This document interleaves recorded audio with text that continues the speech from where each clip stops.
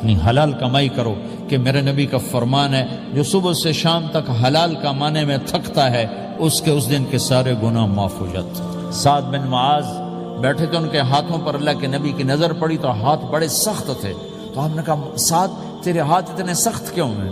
کہا جی میں اپنے باغ میں خود کام کرتا ہوں، سخت ہو گئے۔ تو آپ نے سعد کا ہاتھ پکڑا اور ایسے چوما اور کہا اپنے بچوں کو حلال کھلانے جو ہاتھ ایسا ہو جائے گا اس پہ جہنم کی آگ حرام ہو جائے گی۔ حلال کمائی کرو کہ میرے نبی کا فرمان ہے جو صبح سے شام تک حلال کمانے میں تھکتا ہے اس دن کے سارے گناہ معاف ہو جاتے ہیں۔ سعد بن معاذ بیٹھے تھے، ان کے ہاتھوں پر اللہ کے نبی کی نظر پڑی تو ہاتھ بڑے سخت تھے، تو آپ نے کہا سعد تیرے ہاتھ اتنے سخت کیوں ہیں؟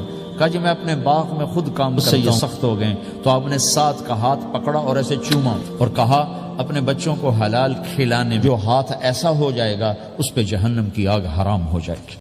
میرے نبی نے فرمایا، اللہ تعالیٰ کہتے ہیں کہ جب میرا بندہ بندی 50 سال کا ہو جاتا ہے تو میں کہتا ہوں اب جب یہ آئے گا نا اس کا حساب آسان کر دینا، 50 سال بڑی سروس ہے۔